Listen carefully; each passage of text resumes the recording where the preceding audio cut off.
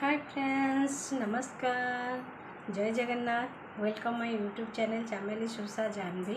मोर channel को आपन को अनेक अनेक स्वागत जनाऊँगी। आशा करुँच आपण मैंने बहुत भलरे थे, मु भी बहुत भलरे अच्छी। आज जेहेतु गुड फ्राइडे थिला तो कॉलेज भी छुट्टी थिला, तो मुझे आज कॉलेज न जाए घरे ही थी। तो आज भाविली गोटे आपण मान सहित गोटे वीडियो नहीं आसे। आज वीडियो थी अच्छी मोर कुकिंग रो। तो लंच रे तो आज मैं सेमती किसी खास बनाई ना, तो प्रोग्राम थिला राति किसी कर बोलिके जो गरम प्रबल हो तो से लगे लंच रे नॉनवेज न करने राति प्लानिंग रखी। तो से माने लंच रे ही सज पखाड़ आम खाई तो से लंच रे थिला हमर सज पखाड़ शाग भजा आमर सजना छुई भजा एतकी ही थिला संगे काकड़ी थिला। तो एतकी ही लंच रे खिया होता। तो डिनर प्रस्तुत थिला चिकेन आमर। तो मार्केट जाइली आ चिकेन धरिकी आसिली। मो चिकेन रांधिबा माने प्रोसेसटा टिके अलग प्रकार थिला, जेकि मो पूरा देसी स्टाइल बनाए बॉयलर को। बेसी ना ऑयली दिए ना बेसी मसला दिए, पूरा कम मसला रे कम ऑयली रे मो चिकेन बनाए। मो चिकेन रांधिबा टिके प्रोसेस टिके अलग प्रकार। तो सेटा आपण मान सहित आज शेयर करुँची। चलते देखिबा मो केमती बनाऊँची आज चिकेन। मोर वीडियोटा को शेष पर्यंत आपण मैंने देखिए रिक्वेस्ट करुँचे। जदि भी भल लगे आपण को ताले लाइक तो गोटे निश्चिंत करेंगे। आपण मैंने भी थोड़ा ट्राए करके खातु कि खाई न खाई तो कहींपारे, बाकी मुझे रांधे से बहुत ही टेस्टी लगे। हूँ आपण मैंने थोड़ा ट्राए करूँ आपण मैंने भी बहुत भल लगे। आपण मैंने थोड़ा खाई मत थोड़ा बतातु। चलते ये जी रोसे प्रोसेस रे।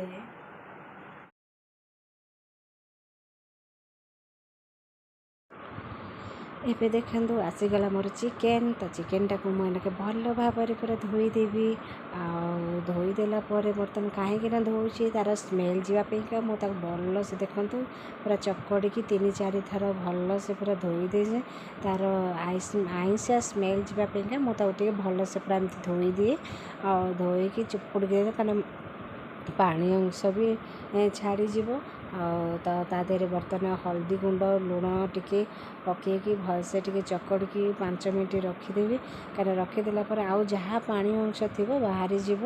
तो देखूँ एबे मुझे पूरा रेडी कर रखीदे। एपटे देखूँ गैस बसई गैस दिए टिके तेल माने गैस कढ़ई दिए तेल टिके देकी बर्तमान एनाके चिकेन भजा हम। भल भाव देखते पूरा भाजीदेवे पूरा एमती भाजी हो गला देखूँ केमती पूरा मोर भाजी हो गला चिकेन। भल से पूरा माने ऑयली भी पूरा ये जाइए पूरा ड्राए हो गला भजा टाइप भाजीदेवी माने 80% पूरा सीझेबी भाजापी। तो 80% जमी सीझीज देखते पूरा पूरा देसी चिकेन टाइप लगे। आपण मैंने भी थोड़े एमती ट्राए करके देखूँ कहीं आर टेस्ट हूँ निरा। कहीं आइंसिया स्मेल भी रहेनी बहुत ही टेस्टी लगे। एपटे देखूँ मसला बाटुची शिଳରେ मसला बेसी किसी नहीं, खाली रसुण कंचा लंका अदा बोले शिल बटा पेस्ट एति कहीं शिल बटार टेस्ट हूँ निरा। तो मुझे बड़े भी नॉनवेज रांधे तो मुझे शिल बटाटा को ही प्रिफर करे कहीं तार टेस्ट हूँ अलग प्रकार। कहीं जेहेतु आम वर्किंग लेडी आमको टाइम मिलेनी, मत प्राय टाइम मुझे कम था ना कहीं जो नॉनवेज रांधिया गले मुझे शिलर ही बाटिकी रांधे। देखो ये मोर मसला प्रस्तुत होगला। ये देखो मुझे काटिकी रखी पियाज। तो बर्तमान आलू भी काटिकी रखी जेहेतु मत आलू टे भल लगे चिकेन में पकई खायापा। तो मुझे आलू काटिकी रखी बर्तमान आलू को भाजी दे। आलू भी एपटे भजा हो गला। आलू को भाजिकी बर्तमान गोटे प्लेट रे नाके काढ़ी रखीदेवी। तापर देखूँ ये मसला ये करें मुझे बेसी किसी मसला नहीं नी, खाली सुखा लंका कलर पेका चीनी टी नहीं। ये पियाज को फ्राए करदे जो बाटिकी मसला रखी बर्तमान ताको से मसला को पकईकि बर्तमान टी भलसे फ्राए करदेवी। से मसला को मसला एपटे फ्राए हो गला तादेह आलू पकईकि भलसे फ्राए करदेवी। ଆଉ ଫ୍ରାଏ କରିଦେଲା ପରେ ଏଠି ଯେଉଁ ଚିକେନ୍ ରଖିଥିଲି ଭାଜିକି ତ ତାକୁ ବି ପକେଇକି ଫ୍ରାଏ କରିଦେବେ। ଆଉ ଫ୍ରାଏ କରିଦେଲା ପରେ କିଛି ସମୟ ଏମିତି ଟିକେ 5 ମିନିଟ୍ କଷିଦେବେ, କାରଣ ଯେହେତୁ ଚିକେନ୍ ଅଲରେଡ଼ି 80% ଭଜା ସରିଯାଇଥିଲା, ତ ବାକି ଆଳୁ ସହିତ ସିଝିବା ପାଇଁକା ତାକୁ ଟିକେ ଭଲସେ ଏମିତି ପୁରା ଭାଜିଦେବେ, ମାନେ ମସଲା ସହିତ ଟିକେ ଭଲସେ କଷିଦେବେ ଟିକେ। ଆଉ କଷିଦେଲା ପରେ ବହୁତ ହିଁ ଭଲ ମାନେ ଦେଖନ୍ତୁ ଆପଣଙ୍କୁ ତ କହିପାରିବିନି, ମାନେ ଏତେ ଫ୍ଲେଭର୍ ଆସୁଛି ଯେ କହିବେ, ଯେହେତୁ ମୁଁ ବେଶୀ କିଛି ମସଲା ୟୁଜ୍ କରିନି, ଆପଣମାନେ ତ ଏଠି ଦେଖୁଥିବେ ଖାଲି ଅଦା ରସୁଣ କଞ୍ଚା ଲଙ୍କା ପେଷ୍ଟ ଶିଳବଟାର, ଆଉ ଏଠି ପିଆଜ କିଛି ମାନେ କଟା ପିଆଜ ଥିଲା। ଆଉ ମସଲା ଭିତରେ ଏତିକି ହିଁ ମୁଁ ୟୁଜ୍ କରିଛି, କିଛି ହିଁ ମସଲା ୟୁଜ୍ କରିନି। ଆପଣ ଦେଖନ୍ତୁ କଲର୍ ବି କେମିତି ଆସୁଛି। ଆଉ ଦେଖନ୍ତୁ ମୋତେ ତ ଝୋଳ ଯେହେତୁ ଖାଇବାର ଥିଲା, ମୁଁ ଏଠି ପାଣି ଟିକେ ଦେଇକି ଝୋଳ ବନେଇଦେଲି। ଆଉ ଆପଣମାନଙ୍କୁ ଯଦି ବି ଡ୍ରାଏ ଖାଇବାକୁ ଅଛି, ଆପଣ ବି ଏମିତି ଡ୍ରାଏ ବି ବନେଇ ପାରିବେ। ଆଉ ବହୁତ ହି ଟେଷ୍ଟି ଲାଗିବ। ଦେଖନ୍ତୁ ଏପଟେ ମୋର ପୁରା ଦେଖନ୍ତୁ କଲର୍ ବି ଆସିଯାଇଛି, ଆଉ ଏପଟେ କେତେ ସୁନ୍ଦର ଦେଖାଯାଉଛି।